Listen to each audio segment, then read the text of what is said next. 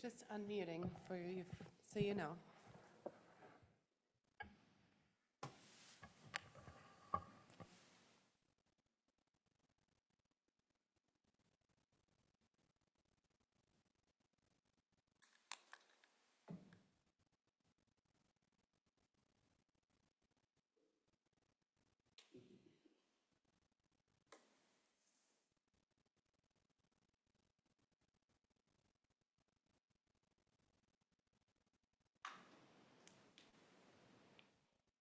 All right, we're at 5:30, so when we get the meeting started, Abby, you want to take a roll call? Sure. Commissioner Hoyt. Here. Commissioner Lorge. Here. Commissioner Langness. Present. Commissioner Roberts. Here. President Erickson. Here. You would please join me in the Pledge of Allegiance. Pledge allegiance to the flag of the United States of America and to the republic for which it stands, one nation, under God, indivisible, with liberty and justice for all. All right, we have an agenda before us. I'd entertain a motion to approve it or make an amendment. I move we approve the agenda. Second. Motion is second. All in favor? Aye. Opposed? And we have an agenda. Open forum is next on the agenda. I don't see anybody here to speak to that, so we'll move right past that to the consent agenda, which was the minutes from our regular meeting on August 4th. Do we want to make a motion to approve the consent agenda? Motion, is there a second? Second. We have a motion and a second. All those in favor, signal by saying aye. Aye. Opposed? All right, so we're, I abstain, I wasn't here. oh, very good. One abstention. All right, regular agenda items. We got the work plan update. Abby. Thank you, President Erickson. Forgive me, folks, with those council members that are on the body, I kind of forget your names a little bit. So at the EDA's August meeting, the EDA reviewed the EDA's current work plan in preparation of a work plan update. During the meeting and afterwards, before and afterwards, EDA members provided staff with numerous items as potential work plan update items, and I'll include that on board for reference. On your podium, up on the screens for reference. I tried to lump items into categories to try to kind of help keep our items kind of condensed into what we're working on or what we'd like to work on. The categories kind of falling into policy, business assistance, beautification, area planning, housing, land sales and development, community marketing, and advocacy. And each in those categories, you can see there's numerous potential projects in each of those categories. All of them very worthy projects for the city, the EDA, to be working on in the coming future. It's just a lot. And I think one of the things that has kind of come up for staff in helping guide the work plan conversations, the EDA may not be aware, as of your last meeting, it hadn't been set, but the council has set a strategic planning session for later this month. October 25th, the council will be meeting with city staff, department heads, to start the process of developing a city council strategic plan. This would be the first, Mayor Roberts might be able to tell me, I think it's the first since maybe 2019? Probably, I don't recall any. Yeah, I think that the existing strategic plan is well past due. And so one of the things that staff wanted to at least talk with the EDA about is kind of holding off on maybe creating too much of a work plan for the EDA until the council has had that strategic planning session to see if the council's strategic plan can feed into kind of direct the EDA's work plan some. Ideally, the EDA working on those things that the council has kind of identified as strategic priorities. I did note in here there is a number of items of our existing work plan that we still have to work on. Business subsidy, EDA policy review. We had started that some time ago. It's been paused and it just needs to come back before you. We have worked through the forgivable loan program. That's going, just a quick update tonight, that's going to go to the council next week. Or excuse me, your forgivable loan program has actually been approved and implemented. The housing LAHA funds, that's going to be going to the council next week. The Southwest Area Study, we do have the grant application out. That study development is underway. I do believe we should have something for you for your consideration at the next meeting. We did look at the downtown shoreline study, some options with the downtown boat launch, and discussions with advancing your boat club's existing agreement with the city, no expansion options right now. Two areas where the areas where I'd say we still have some work in our existing work plan is that policy review, which we definitely need to be focusing on in the next few months. Headwaters 123, and then that downtown priorities, which is a really big bucket of what do we want to do in that downtown plan. So what staff's recommendation is that the EDA hold on our current work plan, extending it into 2026, but do not do any updates until we have that kind of strategic direction from the council's strategic planning session. Now, that being said, the EDA doesn't have to take any action tonight. This is still our work plan, and it would just kind of, my work would continue to kind of help guide you guys on those things that we still haven't accomplished.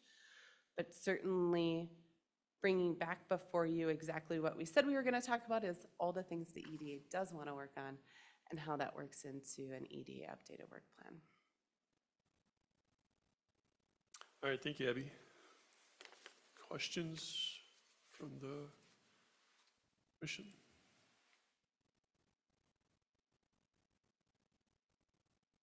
I know I had a chance to review this and I had a conversation with Abby earlier today.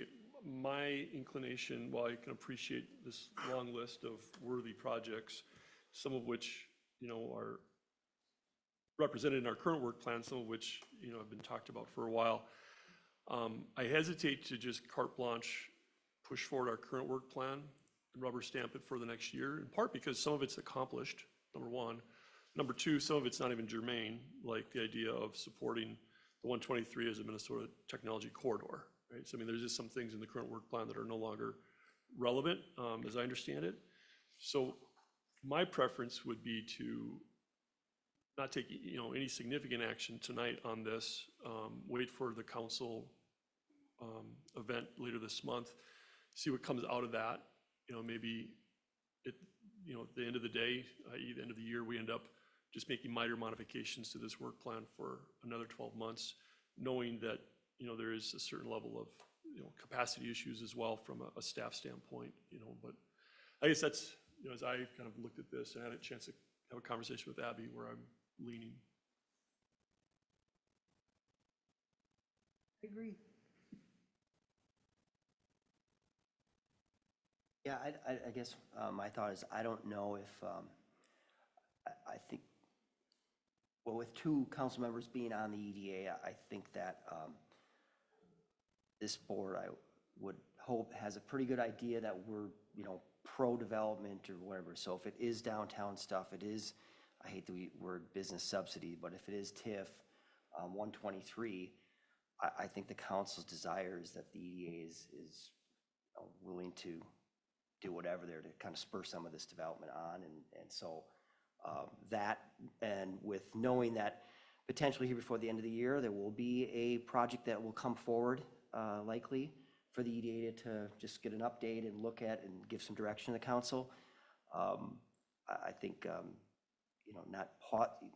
still focusing on that without pausing too much, because that will be something that I think the council is going to want some direction before the end of the year on. I do want to know, there are ongoing, development efforts throughout the community that staff is continuing to work on, right? That isn't necessarily needs to come back to the EDA. When I was talking with Leif earlier, I said it feels somewhat like an oxymoron to talk about EDA efforts when we have 16 entitlement applications right now. And I would say several of them are for commercial development, new commercial development in our community. really exciting stuff, but stuff that, you know, your efforts, our rah, rah, rah, Forest Lake's a great place, come do business, is paying off.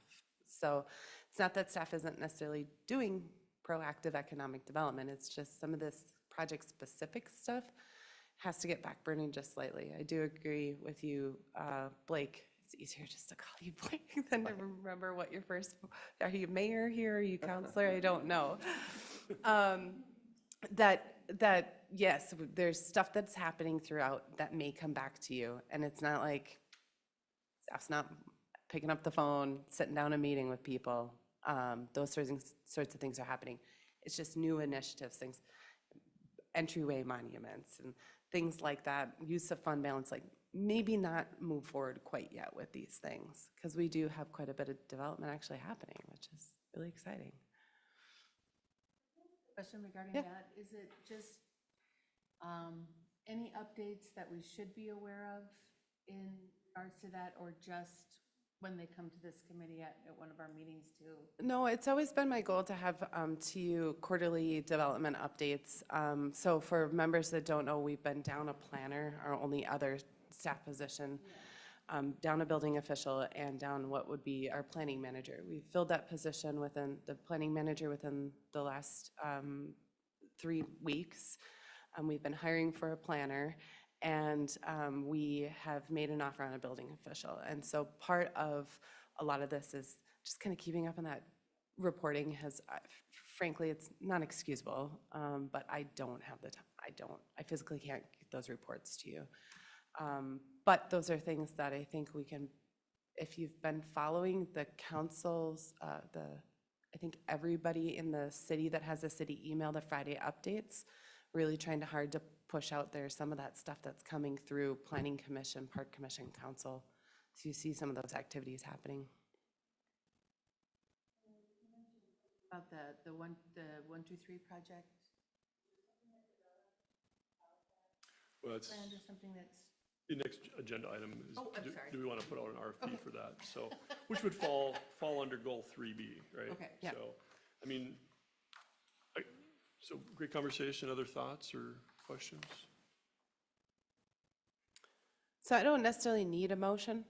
I think we can, unless you would like to. No, I don't need to make a motion. I guess my only ask might be is coming out of a council retreat, could we refine these 3 goals, not making wholesale changes, but I mean, as you and I discussed, there's some things that have been done, there's some things that are no longer germane, there's things we're taking action on tonight potentially. So, you know, without doing a wholesale change of direction, could we refine these 3 goals to be more relevant?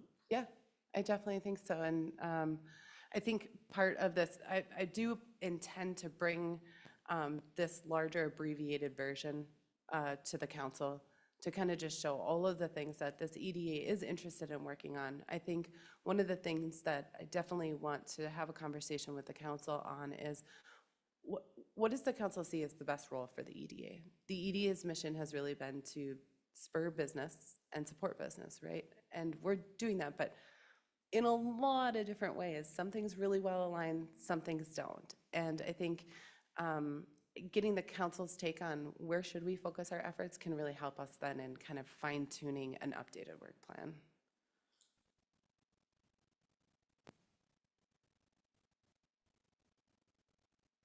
If I could just add, Yep. any, you know, as far as my time, I was 15 years on the EDA, and it was a little bit frustrating where people in the community would come to me and say, hey, what's going on here? I heard this, and I hadn't heard anything about it. And so as much as we can give it, you know, updates that you can, you know, that's Yeah. maybe not going to, you know, compromise a deal or something like that, the better, because it just puts everyone here in a better position. Yeah, one of my goals, and I think Administrator Stott's goal is just to increase communication with the community, right? With our appointed elected officials, but within the community. One of the goals that I have for my department in '26 is to get our development applications on our website, right? So just what is ongoing development happening? Where are we at in the processes and procedures? Unless you get a notification in the mail, there's no one centralized place, and we're gonna continue to develop, I think, fairly rapidly, fairly consistently, now until we're developed out. And so I think having those on our website as just one more way to help point people to a single spot is really gonna be helpful. So that is a goal of mine, to work with my team to get that done this year, so. All Awesome. right. If you don't need anything else from us, then let's I don't, nope. go to Headwaters 123. All right. Just a second to get where I need to go here. So in April this year, the EDA and the council held a joint meeting regarding Headwaters 123. And at the time, you were advised we were in negotiations with the sale for a potential purchaser who would have used it for a data center. At the time, the EDA and the council held a closed session. We talked about negotiation strategies for the sale of Headwaters 123. And the council did direct staff that if that potential purchaser went away, we needed to probably do something different to really start spurring some development. The potential purchaser has chosen not to move forward with entering into agreement with the city. So that's our time to reevaluate what we want to do with Headwaters 123. Staff is bringing forward this for your direction as to whether or not we want to move forward with a development of a request for proposals, a timeline of that nature, to kind of see if we can see if there's partners out there in the development community that want to partner on the development of Headwaters 123. As a reminder, the city has had this held with a broker for quite a number of years. I've been here 3.5. We had it listed with CBNRE. In conversations with other people in the economic development field, we feel like finding another broker might just garner the same results.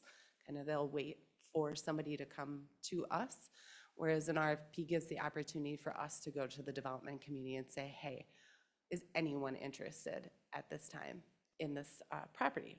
So the process generally follows that we would draft an RFP, publicly release it. During a submission period, there's opportunities for questions and answers, site visits. We receive proposals, we review proposals, we interview potential developers, and then we can make a selection, and that selection then it goes into negotiations. Sometimes what some people will do in an RFP process is they will actually have a sample purchase agreement built right into there, so developers are aware some of the stipulations that we might have, such as us having what are called clawback provisions if they don't develop it in the way we want or don't develop it in a certain time frame. So that process is likely to take 6 months or more, just depending on the timing of developing an RFP and getting that released and giving enough time to the development community to give responses. But staff is bringing this up for a few things. If, one, are we ready? Do we want to do this, take this next step? And if so, do we want to hire a third party to help us draft an RFP, manage that hiring process? That does free up some of staff's time to be able to work on some of the other community priorities or EDA priorities. Knowing that this should be a cooperative effort between the city council, the EDA, other appointed bodies who might want to serve on an RFP committee. I wouldn't imagine, the full RFP would come back to the EDA for your release, but then once we start getting in proposals, who would want to sit on an interview panel, help review those processes. And then, in the April workshop, you identified certain priorities for the Headwaters 123. Listed in order was to increase the tax base, create opportunities for business development, preserve neighborhood character, create jobs, and provide a cash injection.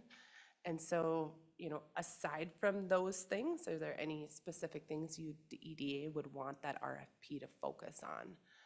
We did talk about multi-use development being kind of that business park, a small amount of retail, maybe some opportunity for residential in one area. So tonight for your discussion And this one, I am hoping that the EDA, if you're ready to make a motion to direct staff to do something here, that might be, we're not ready right now, and that's fine, but just bringing this back as you and the council had asked. Thank you, Abby. All right, who wants to start? Benny? Question.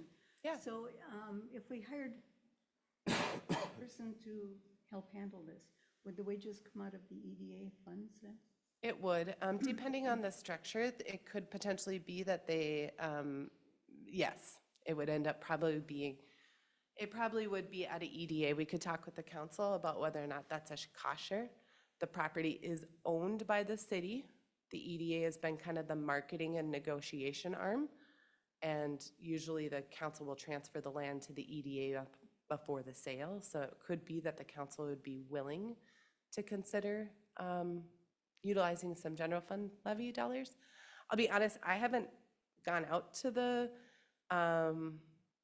usually a broker would still help with that RFP process. I haven't asked anybody what that would cost. I can try to figure that out before your next meeting, and we could see what those costs could be.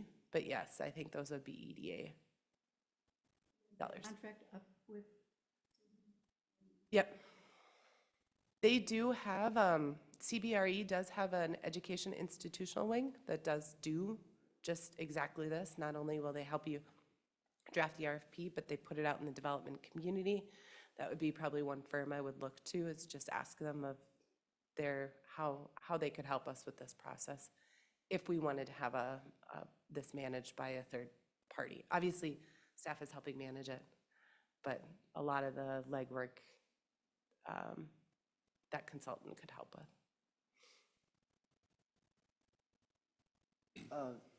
Chris, is this something the county could help with this? And would you, are other cities, I know they are doing something like this. Myself and President Erickson met with the mayor and administrator of Cottage Grove. They did something similar on a piece of property that I think it was a combination. They had part of it, and then there was a developer that owned it and did this. But is this, what is your recommendation or thoughts on going this route? And what could the county do to help us? President Erickson, members, good afternoon. Yeah, absolutely, the CDA would be willing to help you partner to put together the RFP. And there are, you mentioned Cottage Grove, there are other examples out there. Lake Elmo is just going through a very similar process right now where 3M had donated, I think, 180 acres to the city, and the city is looking at making that an industrial park. So they've just recently gone through this RFP process, and we certainly get you a copy of that RFP and work with you to refine it and make sure it makes sense for you. Abby mentioned CBRE, but Ehlers and Associates, your municipal advisor, also does that type of work and has connections with developers within the development community as well. So maybe we can make a call to Rebecca and see if they can help, maybe point us in the right direction. But we can get started. I think honestly, at the end of the day, what you might be looking for is a development builder partnership. Instead of somebody just to list the land and hopefully put it out there on the MLS, but have somebody that's getting those inquiries, the builders that are getting those inquiries to direct them to this site, and then work with them locally once we have them here. And that's the ideally the community that you'd like to connect with. And it's the United Properties, it's the Ryan Companies, it's the big builders, Gone Companies, I'm sure would be interested in exploring that possibility as well. That not only would sell it or market the land, but also look for companies that are looking to build a building and direct them to our location here. So, but short answer is yes, we can absolutely help with that process. And I will say, since the time of developing the staff report and sending the packet out, I do have Lake Elmo's RFP on their 180 acres, their former 3M site. So we do have a good model that's been used in Washington County. I would say this isn't uncommon for staff to do. It's just whether or not you wanted to have a third party involved at all to help manage it. Do you think, Abby, as we continue to ramp up on staffing, that's something that staff would be able to handle, say at first, Jan 1 or something? I do. I mean, I think that we would spend the next couple of months trying to hammer down that RFP. And I think by Jan 1 at the latest, we could probably get that issued. And I think our staffing capacity will be significantly improved in the next probably 60 to 90 days, just in trying to fill some of those holes in the like frontline development that is kind of pulling me into that world right now. And then typically on these, I see where there's letter intent. I mean, are we doing RFP, or we're tied to one developer then? And if someone else comes in, we really have to go through the process before, if someone were to approach us out of the blue, or we would connect them with that, whoever received the, you know, the. Yeah, as long as the RFP is out, anybody can submit a proposal on it. And it's the parameters of what we're asking for in the RFP, you know?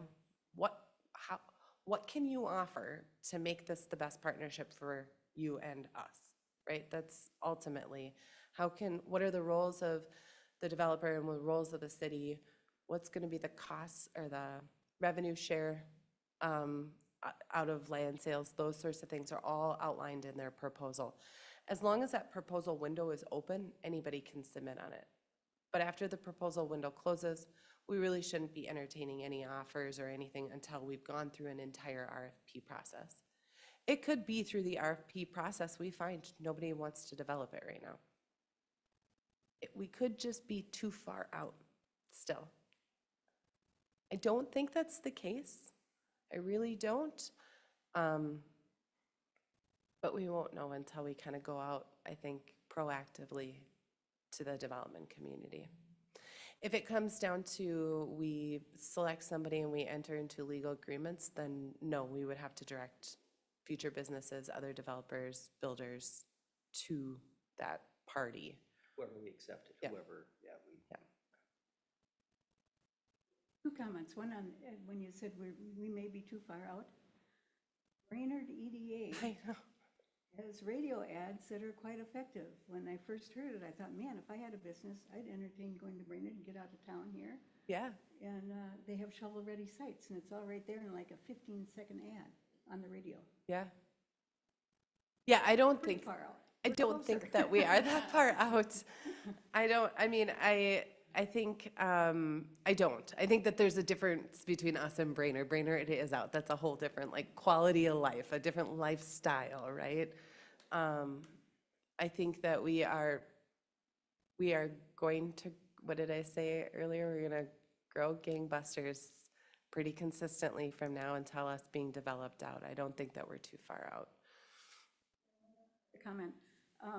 I assume you're going to look at the costs of between hiring a staff to do this or going with an experienced, one of that Chris mentioned that does that for a living and doesn't need any training. Yes. isn't wasting time trying to figure things out. They've No. got it down pat because that's what they do. Yeah, I think, before our next meeting, we could probably give a couple very experienced people a call and say, what would you charge this for? Come back to you and say, do we want to hire a third party? Or I'm very confident that staff with, Chris's support, I can do this. We can do this without someone. We do need to recognize that that will take my time. And so that does put some limitations on, I don't know, entryway monuments or whatever other thing we might want to work on, right? But that's just part of managing, the workload of staff right now, so. So from a timeline standpoint, the RFP process would take 6 months roughly, you said. So Yep. we're sitting in April. If best case scenario, there's an RFP we're just all in love with. Mm-hmm. We could potentially have shovels digging next year, or are you thinking the following year after it goes through all the other processes? So let's just say, best case scenario, we found an RFP we were in love with in April. By maybe June, we could enter into legal agreements. Our entitlement process, because they still would probably have to go through some planning and land subdivision processes, that can take 6 months to a year. So it could be spring of '27 that dirt could be moved. I would love to be. I know what I was suspecting was the case. The other piece that I'm curious on, so I notice on number 2, it talks about zoning, land use, and those aspects. I believe that that property is zoned, is it business Yep. district? Business park. Business park. Yep. Is there thought in the RFP to provide potential accommodations to changing portions of that? I think we'd have to be honest in the RFP that we may be favorable for complementary uses, especially uses complementary to the adjacent land, because I have heard from the city council and even the planning commission about that kind of southwest corner where we've got borders right up against residential, and whether or not we need to change that kind of land use to feather the land uses in a little bit better. This RFP process can't change the zone, but definitely can allude to whether or not the city is willing to change it through a zoning amendment process. Yeah, I was gonna suggest maybe having a conversation with the planning commission and the council as to what is your appetite for how far to go with that? What are you willing to put up next to the residential housing we know is almost certainly not gonna change near the golf course portion, as an example, on the south side? And along Fenway, even though Fenway will be a major collector road, it will be residential directly across the street. And so, yep. So understanding their appetite so that that could be at least included in the RFP or somehow presented in there. Yep. I think That we that's, don't have some huge, awesome-looking project that when you look at the neighboring properties, it's awful. yeah, And it just chews up a lot of developers' time and ours. yeah, yep. That's a great point. Thank you. I had a question. I mean, in the past, we've kind of talked about what is the latest in terms of research or trends going on. I was glancing at some headlines last weekend. Can't remember if it was in Business Insider or Forbes, but they were talking about kind of a growth with data centers, the need for data centers because of AI and a lot of that growth. And so I thought, oh, kind of like piqued my interest. But it was a subscription type article. I couldn't get to the whole thing. So anyway, I just thought, is that something that you're hearing? Because I'm hearing, which would be better for us, selling this to a developer like Agon or Orion Companies and the like, right? Is it easier for us, better for us to sell it to, making sure I'm understanding this correctly, an organization like that, or to go direct to an organization that's wanting to build there and work with their developer or a developer, like Digital Health Company or someone that's very AI driven. A lot of digital health is in that realm right now, very hot. So is that sort of the 2 lanes we're considering, or? Go ahead. So it's kind of a loaded question, but, and truthfully, it's a little frustrating right now because we're hearing from our partners that provide electricity that they can't get us what we need to do an AI data center, for example. Originally, when we first started talking about the technology corridor, which was about 7 years ago, no problem, we can get you 200 megawatts easily. And just recently, we found out that that turned into 2.5 megawatts, and then even more recently, 1.5 megawatts, which is about the size of a Costco and a half. And not only on the Headwaters site, but in this corridor. So we're kind of bumping up against some capacity issues in terms of how much power is available. And I don't mean to say that to development community too hard, because I think there's some flexibility. I think the goalposts are moving a little bit. And we just found out recently that they're working on some studies to get additional substations and additional transmission mains into this area, and then they can distribute it to the individual sites. So, but that's kind of it's a moving target right now. Is there a need for data centers? Absolutely. AI isn't going to go away. And we think that this is a great site for a data center. It's a perfect use of locations, but we've got to have the partnerships in place with the power company to make sure that they can provide electricity. So that's what we're hitting in terms of a little bit of a speed bump right now. I think we can get there, but it's going to take some time and a little bit of work. Sorry, I forgot about that. Good question. It is a good question. Just to continue on what Chris has said is that I don't think, between now and the end of our RFP process, any party could probably come forward and we could entertain offers. There are some development limitations now.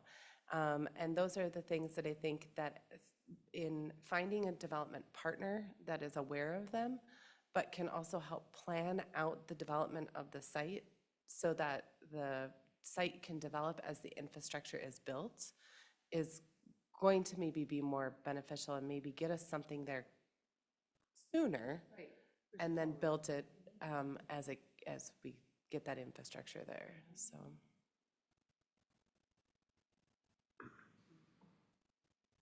So one of the big questions I think you're asking is, should we have staff do this or should we hire a third party here? And I'm kind of indifferent on this. I'm not really set in stone on it, where I think is the best path here.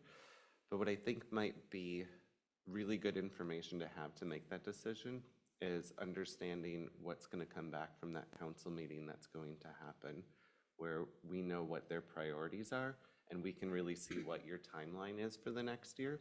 And so what I might suggest is that whatever staff is able to do or really has to be done early on in the process maybe is started now.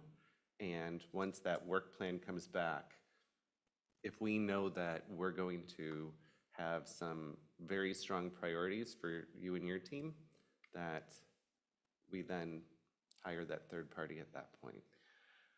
I think that's a great, at least discussion topic. This, 2 months ago when we met last, the council hadn't set the strategic planning session, and this is going to help inform a lot of my department's work, our work. I think before that meeting later this month and before your next meeting, we certainly can also talk with, Ellers, CBNRE, the firms out there that can help manage a city through an RFP process and see what those costs are.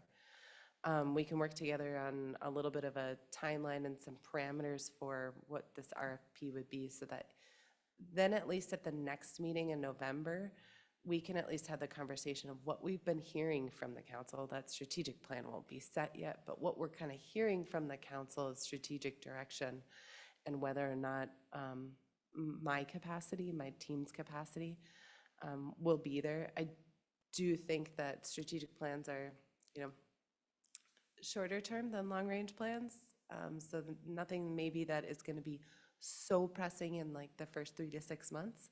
So I think that this is almost like that quick little window while they are working through their strategic planning, that we can get something moving on 123. So I'm hearing you say is maybe do a little bit of legwork before the next meeting, have that meeting, strategic planning session with the council, come back, and we can kind of help provide that, you can help provide the direction of should we hire somebody or should we just move forward on our own? Yeah, go ahead. So I don't know guess I don't really recall exactly, but when we did have that closed session, we talked about, okay, we had this offer from this data center, that went away. Did we talk about maybe what that different look would be to the, we do have some planning out there where we're calling for like 3 to 5 to 7 foot smaller pieces to get a number of different businesses in there. I don't know if the EDA has been presented that or if you guys recall that or not, but as someone on the council going into that strategic planning, it'd be nice really, this is the, advisory board, or like, it'd be nice to almost, not to throw it back at EDA, but to, as a council, with everything else that we're trying to decide on a strategic planning, to what is the desire of the EDA? Do we want to continue to have that in the back potential data center, or are we open to smaller, separate, breaking these parcel up and having smaller industrial sites? And if it is industrial, is it even industrial? I don't know if we've explored that since we were back and forth, we gave them an offer. It's really been really defined. And maybe it has, feel I don't fuzzy. recall it, Abby, but maybe we have kind of after that circled back and said, they're gone, what do you guys want to do? I thought we did before we went into the closed session. I thought we kind of did talk about the potential tax revenue of parceling this up in a smaller fashion. I thought there was direction. You saw some development plans similar. I think one was out of Woodbury that showed some medical, some retail, some Okay, supporting yeah, uses. now that comes to me. So if that's, is that still the? Would have been my intent with an RFP to say we're looking for a multi-use, some light retail that is along the parkway to support the neighborhood, but generally business park lots on the interior for job creation.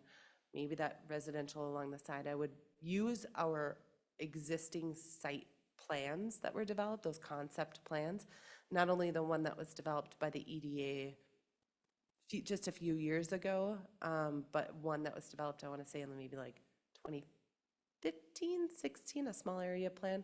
Say, here's some concept plans, but generally with the RFP proposal, we would probably be looking from them for a high-level concept plan as part of their application submission.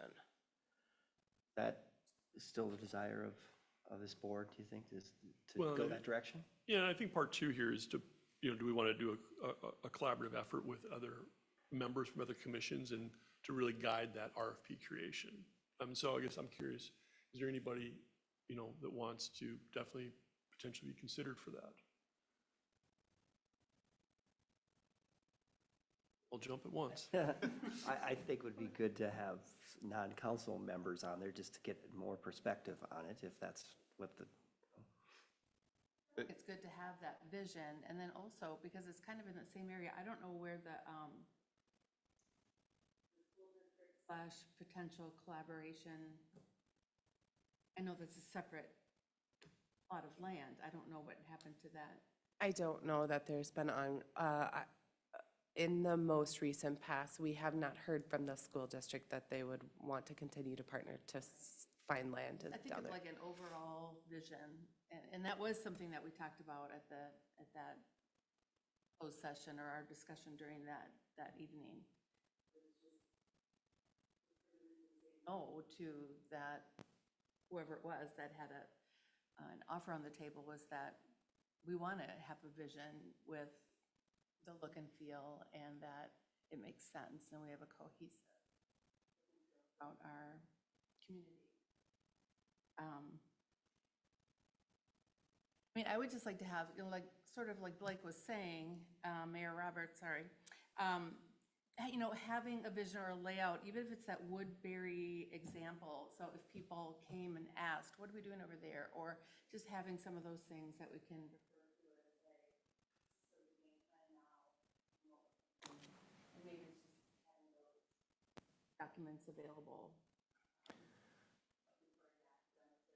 Packet from that week, I don't know if they were. well, I just, basically wanted to make sure that everyone thinks those small area, like 3 to 5 or 7, and cut it up in, well, whatever the desire is or whatever this RFP comes back as, but we've kind of gone a little bit here now, talked still a little data center, we're talking some residential, so just maybe,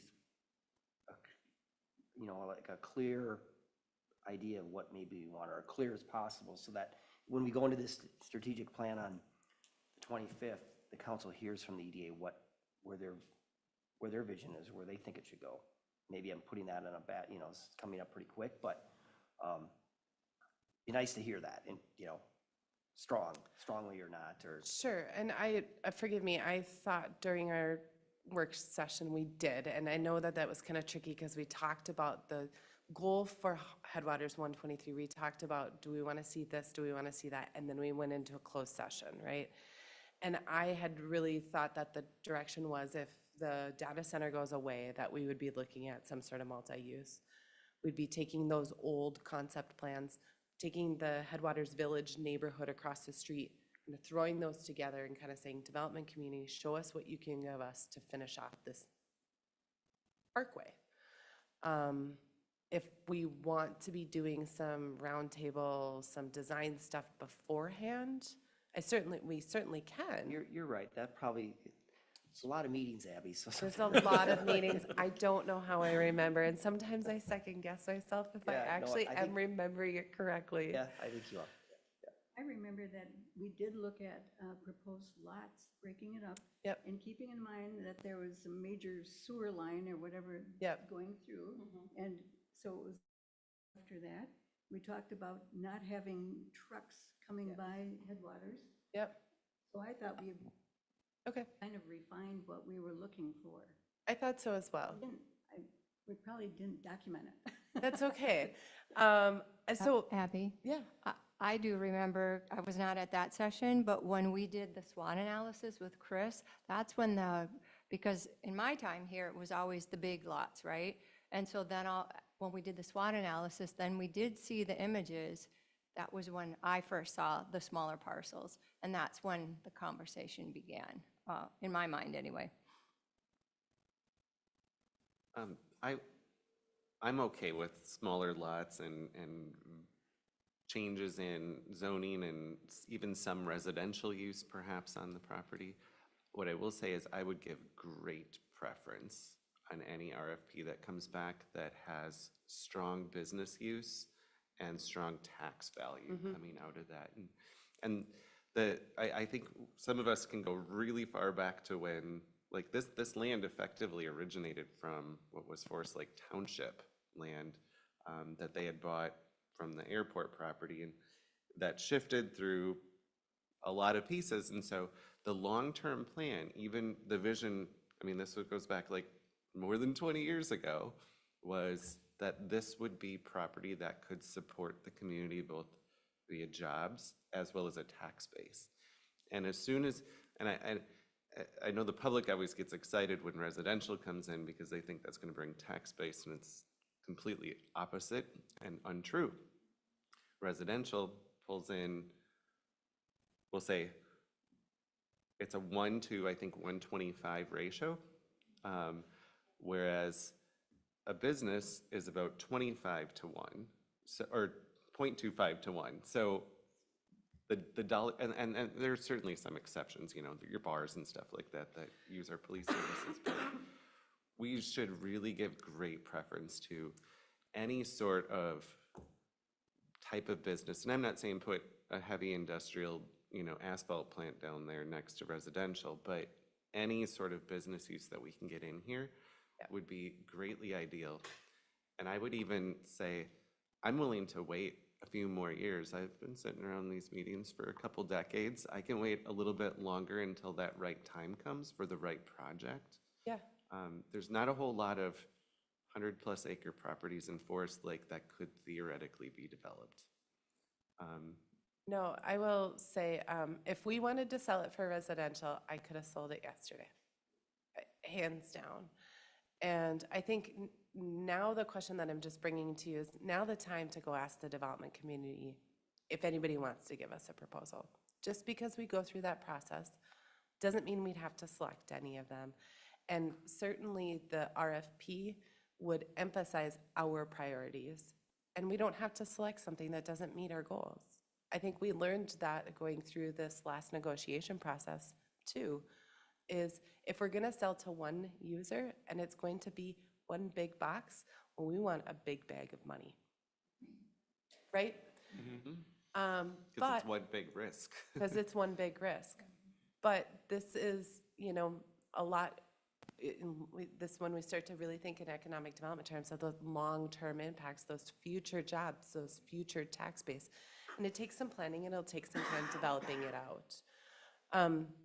So overall, I'm hearing a few things. That generally speaking, we might be ready to move forward with an RFP. Generally speaking, you might want to see a little bit more detail of what would be in that RFP and what the cost would be if somebody assisted us with it before I think you guys are ready to say, yeah, go ahead and really put a lot of time and effort. So I think between now and your November meeting, I can, one, chat with the council. This is a blip in the strategic plan, right? This is a overarching, we're gonna look at land development and land sales, right? Because that's a big priority, I think, type of thing. And then what are the little things that we do underneath it? I know Headwaters 23 is not a little thing, but have that brief conversation with the council, see if this is still a strategic, they want us to keep moving on this. And then at our next meeting, I'll kind of give you some visuals that we'd include, some cost estimates if we were going to hire somebody else, and really see if you guys are wanting us to start moving forward with something. That seem like I see a lot of heads nodding. I think so. Okay. Did we build in the budget to hire a consultant for this project?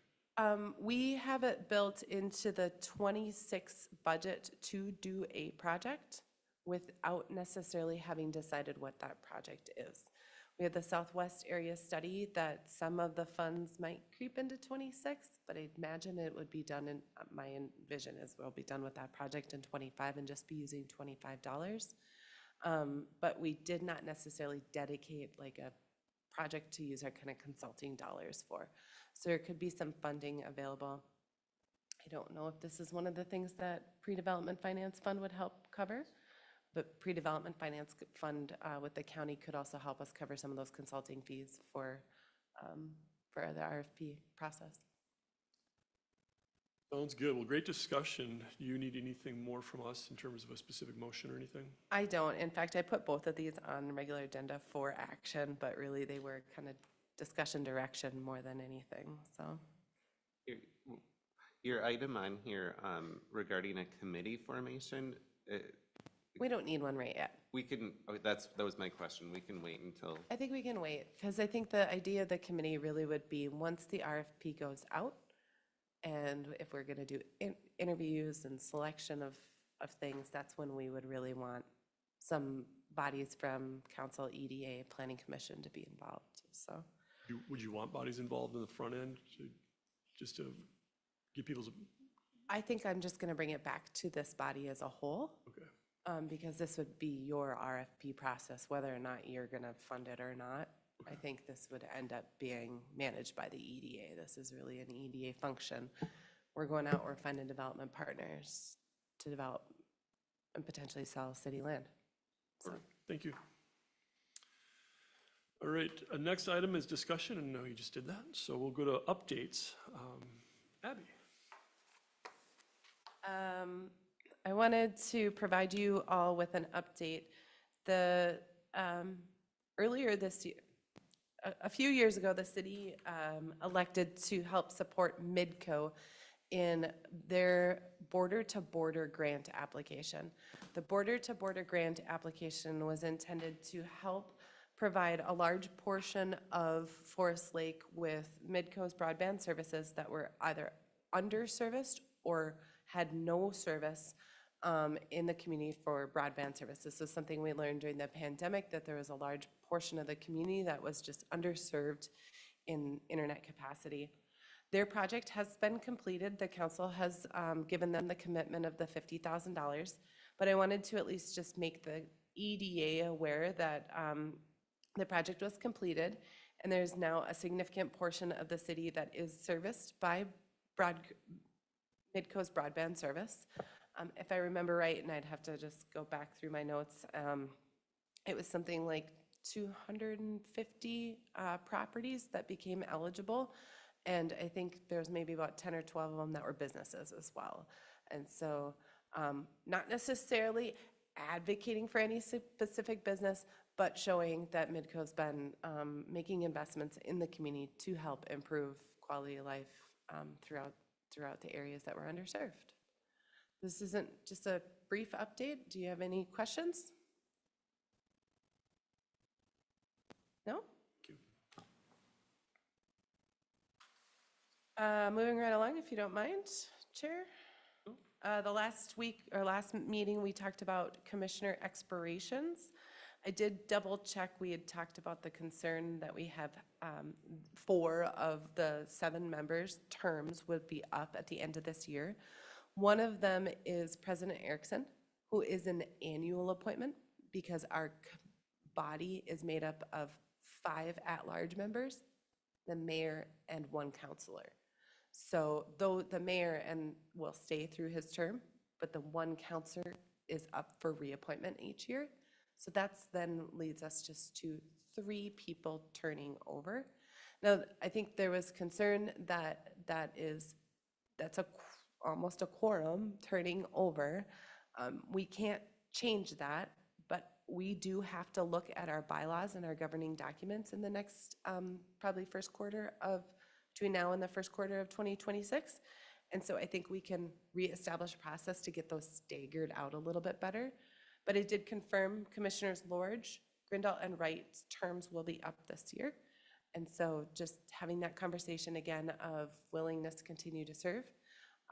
If there's not, you don't have to say anything right now. What I would ask you to do is to reach out to Leif or Mayor Roberts and have those conversations. So that way, if we know that there's going to be a vacancy, that we can try to solicit for those in advance. It's our hope that we don't sit with large gaps of vacant positions for too long.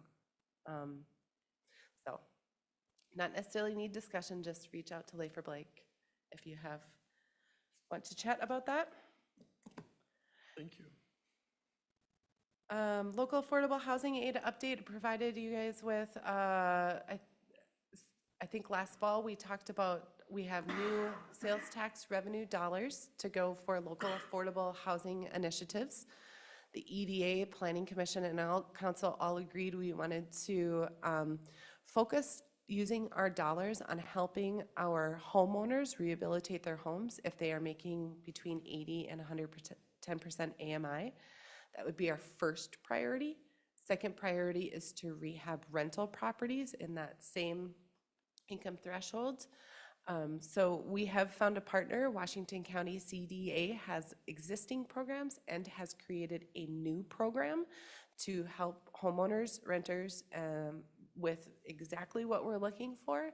And they are willing to administer our LAHA dollars at no cost to the city. And so for council's consideration next week is entering into an agreement with the CDA for the use of those dollars, which means that we'll start marketing out the use of those low interest loans. I think when I say low interest, I want to say they might be even no interest loans. Chris, may you know, may you not? Don't. That's okay. I'll bring it back. Just trying to put the word out there as much as possible because we do have we've got a healthy LAHA reserve of, I think, over $200,000 to start distributing within the community. So that's a pretty good amount when you think of helping hit homeowners, I don't want to say hit homeowners, support homeowners in their rehabilitation and upgrade efforts. Thank you. Not on the agenda, was supposed to be boards and commissioners picnic is this Thursday. I don't know what we call it, but if just by a show of hands, who might be there, so we might get a head count. Great. It's at 4 o'clock at Lakeside Memorial Park. 4 to 7, I think it is. 4 to 6? 4 to 6, I think. 4 to 6. Dark by 7. It's dark by 7. Look at that. 6:30. So I see the two counselors. You gonna show up, Chris? Maybe. I'm not available. Okay. So we've, Sorry, what time did you say it starts? 4 o'clock ends at 6 this Thursday at Lakeside. 4 to 6. So I see 3.5, maybe. Okay. All right, thanks, Abby. Yep. Anything else? No, I don't. Thank you. All right, wonderful. Chris, anything happening in Washington County? Thank you, President Erickson and members. I don't have any formal updates for you. I would be happy to stand for any questions from anyone. I have one. Abby had mentioned the local affordable housing aid would be 80 to 100% AMI. Do you know what that number is? And then the second question I have with that, and if you don't run this, just please tell me. But do you know how that program will be run through the county? Like, is the county doing the approvals, or are they sending them back to council here who has to ultimately approve it? President Erickson, Member Lingus, I don't work directly with the program, and I will get you back. I will get you the income limits, specific numbers. I don't have those, but the CDA does have staff that will work with you to kind of set up the policies and how you want to implement it, and then we'll just do that work on your behalf and report back to you on the administration of it. But you won't have a direct role in it. Just tell us how you want it run, and and I'm sure Melissa and her team, but the CDA, who I focus more on the economic development side of it, they have a team that specializes in housing and that will roll up their sleeves and do this on your behalf. So hopefully that answers your question. It does, thank you. Okay, thank you. I can at least comment. The county CDA's staff will answer questions about the program. They will administer the application process, the loan approval process. They will not approve any loans without staff saying okay. We've written out the agreement that our priority level is to try to inject as much as we can to a wide variety as possible in that home ownership category. Rental rehabilitation has some unique strings through the state that I could see it maybe not being as desirable for rental property owners. And then we did also put a clause in there that we can use this, they can use this in partnership with their other programs. So it could potentially help support like a Habitat for Humanity, those sorts of things. Our number one priority though is let's try to get it into our homeowners' hands. And with that, we have 3 years. So if it seems by the 2.5-year mark that we first receive funds, that we're not getting it out into our homeowners, that gave us those other avenues to try to help disperse it before the state might end up taking it back or whatever. We can get you those AMI limits. I was looking online right now and I don't have that quick at hand, but we can provide that at your next meeting. Or via Or email. once it's set up, along Yes. with a link so we can share it to folks in the community and help promote that. We may as well, I mean, Yeah. I think it's really dumb the state did it, but we may as well use it since they're giving it to every community in the state, It's not every community. or many. It is communities. many, and it is just a metro area tax, I think. But yes, it is many communities. But it is quite a bit of money per year, so. Thank you, Chris. Annette, anything from the chamber? Well, good evening. I have just a few things. I know you're all ready to move on, right? Just kind of a comment back to what Abby was talking about all the entitlements. And from our standpoint at the chamber, we've seen over the summer just a nice increase in membership, which I think reflects well upon what's happening in our community, as well as the need for visits or the request for visits. We've been doing more visits than normal, which is a great thing. And some of those have been very celebratory, from the groundbreaking of the Vet Memorial and opening of Belts Park. So again, just seeing a lot of movement within the business community, quite a few brand new businesses. So that's feeling really, really good. And just says to me that we have good things happening here in Forest Lake. So happy to report that. Then also in partnership with Chris Eng and Washington County and our colleagues across all of Washington County, we've mentioned to you before that we have been instrumental in helping our colleagues in the southern part of the county because they do not have a Mike and Molly. And by a Mike and Molly, I mean our Career Launch program at the Forest Lake area schools. And if you didn't know, that program is a model program across Washington County. And so between the chambers and the education world, we're working to create and to help foster some of that kind of programming across the county. I would say that. So we're very excited about that. And in fact, all of us were brought together just last month in Forest Lake. And so again, we were able to tour and really get a hands-on experience with Career Launch. And I was amazed. I haven't been into some of those classrooms since the renovations and all that. And so just really some wonderful things going on in our area school. Next, I thought I'd report that we are hiring, and so I'm in the hiring process. And right now, that is a replacement with a boost, and so replacing our executive assistant with more hours. And then we're moving right on into our annual gala, which gives us the opportunity to celebrate with our community, our member in our community.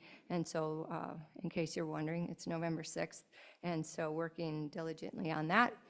And all at the same time, working with staff here at the city to get ready for Hometown Holiday, which will be here in no time, Christmas, celebrating December 6th. So, any questions? Yes? What are the reasons the new businesses are giving for moving to Forest Lake? They're the ones that, well, I can think of one, right? One is somebody that's related and so was brought here by her family and relocated here. That's the one that's strong in my mind. Some of the others, we just did the grand opening for KL Engineering, and they have 5 firms in 5 locations in Wisconsin, and they chose Forest Lake. They just chose us. They did their research. They thought they liked the area. They liked what really, it was just really about the community and some of the projects that we have going on. And I had to say too, I was very impressed. We visited them right before the Belts Park grand opening, and they came down and were able to meet our administrator and Abby. And so really, really engaged and excited to be here and to work within the community. What, did Aztec give a reason why they built, why they put up a new building here in Forest? Sure, they did. They had been located in the Edina area, and this is a family business. Everybody in the business is family members, and they wanted more space, and so they moved their family. Their homes are up in this AC area, and they just wanted more space. So to your point, right? So they have their showroom, and then they have their manufacturing building is right next to interstate companies, and so brand new building. Mm-hmm. Can we use any of these positive things as testimonies for our advertising? We certainly can reach out to some. I'm happy to do that. I will say, just piggybacking on what Nanette had said, I'm hearing from members of the business community, they're moving because they have workforce here, or they want to attract the workforce here, and for the quality of life. I think that is hands down what we're hearing, is that people want to be in Forest Lake because of its unique standalone nature and how it has everything you need right here, and how we've done a good job at trying to preserve our environment and grow responsibly. And so that's what I'm hearing, is that it's really, we've done well and continue to do well in attracting folks. It'd be nice when you send out these proposal requests to have little testimonies, just. That's a For really sure. great. That's great. Of Forest Lake. Yep. I believe it was KL, I'll circle back with them, but the other thing too that they said, and I hear this repeatedly since I've been in Forest Lake, which is a long time now, but that we're still, even though we're a larger city, we still have the care and the feel of a small town, a smaller community. And that was one of the driving factors for, it was actually the gentleman, Mike, that he was the one that chose the location, and he just really liked that community feel that we've sustained here, so. Can I just add one thing to that whole subject to that? When Chase did their grand opening, Chase Bank, I think they have 40 locations throughout the Twin Cities 48. now.